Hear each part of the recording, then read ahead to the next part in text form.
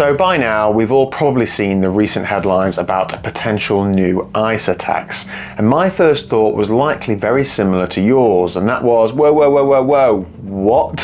Whenever you see the words tax and ISA in the same sentence, it's enough to get your attention, or it's enough to get mine anyway. Because one of the main reasons that many of us invest through a stocks and shares ISA is the tax advantages. So naturally, I wanted to understand exactly what was being proposed, but more importantly, and selfishly I guess, I wanted to answer a much more simple question: how does that affect me? And to give you an idea about me, I'm somebody with about £22,000 invested in my stocks and shares ISA, investing around £800 per month and trying to build wealth slowly through index funds and through long-term investing, because it is easy to get caught up in the headlines that we see every day and assume that everything that you see is a massive change that's going to impact you a lot. But what I've learned over the last couple of years is that sometimes the most useful thing that you can do is to take a step back and do absolutely nothing initially, and then actually drill down to what does this situation actually mean for me specifically. So that's what I've done. And honestly, the conclusion did surprise me a little bit, because after looking into it, I don't think this changes anything for me at all, or at least not today. That's not good for YouTube, but it is the truth. So before we get into my portfolio specifically, let's quickly cover what appears to be happening, because if you're anything like me, you've probably seen a few headlines and by now a lot of opinions, and what seems to be under discussion isn't a tax on your investments, it's not a tax on the value of your ISA, it's also not a tax on the capital gains inside your ISA, and it isn't a tax on dividends received within your ISA. And that's important. You might think, well, what is it a tax on then? So when people hear new ISA tax, they often assume that the government is suddenly taxing investments inside the ISA wrapper. That doesn't appear to be what is being discussed. Instead, the discussion appears to be around interest earned on cash sitting inside a stocks and shares ISA. So if you've got money sitting as cash within your stocks and shares ISA, and that cash earns interest, then that's the part being looked at. So immediately I started thinking, okay, so how much cash do I actually hold inside of my stocks and shares ISA?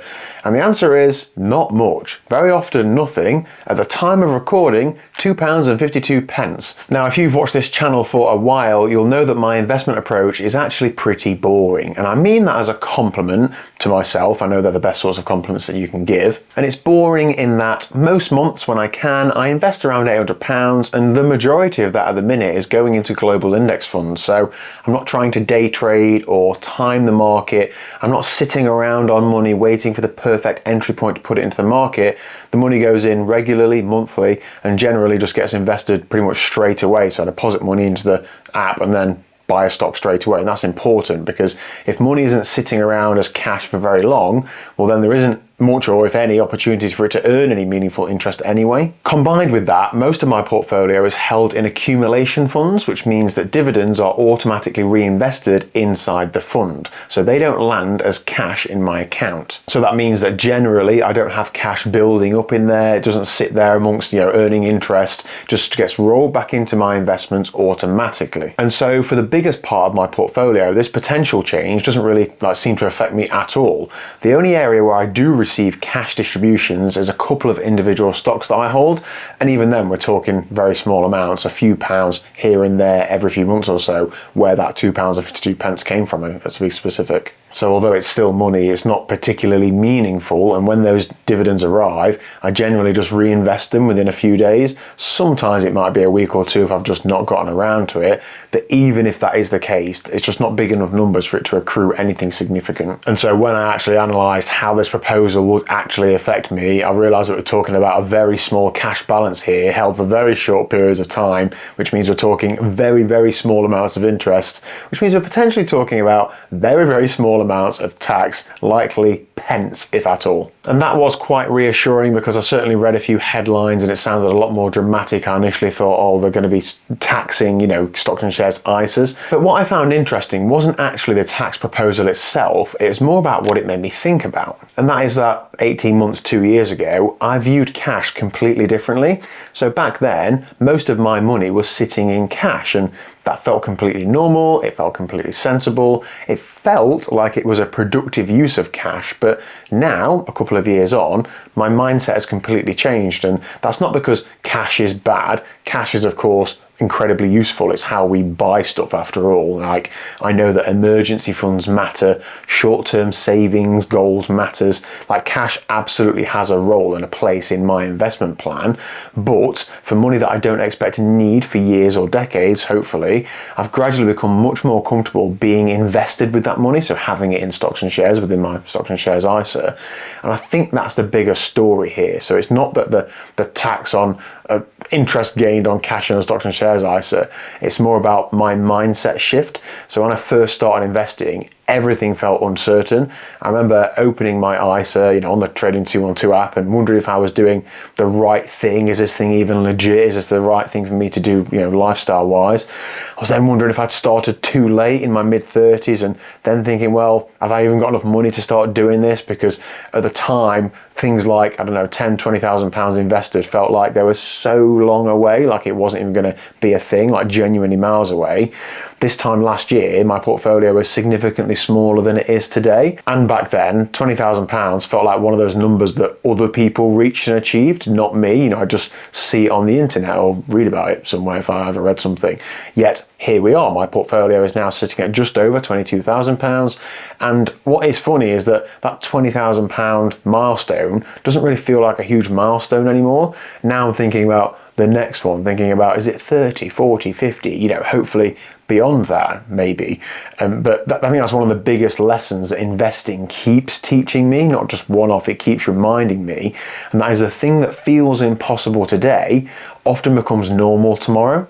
And I have noticed exactly the same thing in other areas of my life. So finishing an Ironman triathlon, for example, once felt impossible. Starting a second YouTube channel also once felt impossible. Sometimes it still does, but less impossible now that it's actually a thing. Buying my first house with Mrs. Compounding Project felt impossible, but then, eventually it happened. And then things like moving house feels impossible. Even like some of the jobs that I've had over the years, initially they feel out of reach at that early point, and yet eventually they become normal. And that's not because I all of a sudden become exceptional at what I do, but it's because I've stayed around long enough for impossible to feel familiar. And investing has been no different at all. So when you're looking at the start of the journey, everything feels a long way away. £100 might feel a long way away, £1,000 might feel a long way away. But when you're looking back, it all seems obvious, which brings me back to this ISA story. If you'd asked me a couple of years ago whether a potential tax on interest earned on cash held inside a stocks and shares ISA would affect me, I probably wouldn't have even understood the question. I had to think it through now. So I didn't even have any, money invested in the stock market, so I certainly wasn't thinking about cash balances held within an ISA wrapper in a stocks and shares ISA. However, now though, a couple of years on, I am, and that's actually quite encouraging because I think it means that progress is happening, and that progress doesn't happen overnight. It's not immediate. It doesn't really feel very dramatic, to be honest, but steadily, month after month, year after year, contribution after contribution, keep depositing, all those things, video after video in the case of this YouTube channel, things do build. And one thing I'm trying to do very hard on this channel is to avoid making decisions based purely on headlines, and also to talk about it, because if you've been investing for any length of time, then you'll know there's always something happening in the world. There's always something in the news that makes you think there's some sort of crisis, whether it's interest rates, whether it's inflation, elections, trade wars, market crashes, market rallies, all these different things. There's always something going on, and this proposed and potential tax change is just another story, and there's always another story, always another reason. And sometimes I think you should not think about changing your plan until something's actually had an impact rather than just in the news. I know sometimes though those stories do genuinely matter, but often they don't change the fundamentals. Example is the new renters' rights that have come in. It hasn't changed me renting out my buy-to-let property. And for me, this situation feels like one of those situations as well. So I've looked into it.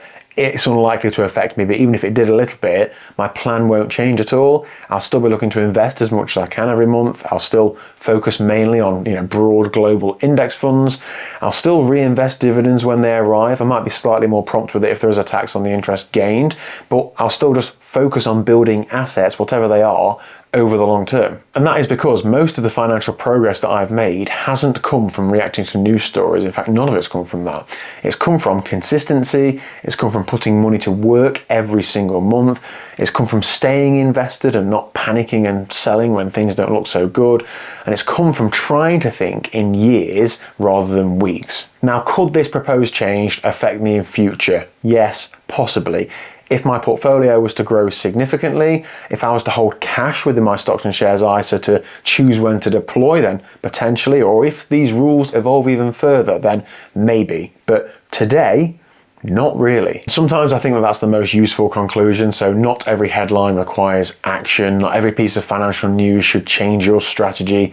Sometimes the best thing you can do is just try and understand what is happening, check whether it genuinely affects your situation, and then carry on with your plan. That's certainly what I'll be doing. This is just a video about what I'm doing. It's not financial advice for yourself. So whilst the headlines will change next week and next month and next year, the thing that's most likely to build my wealth probably won't. Those habits of investing consistently, staying patient, thinking long term, and trying to let compounding do the heavy lifting, those will be the drivers that hopefully lead me to having more life options later in life. So thank you very much for watching. If you're enjoying following along on this journey, please do hit that subscribe button down below, and I'll see you again in the next one.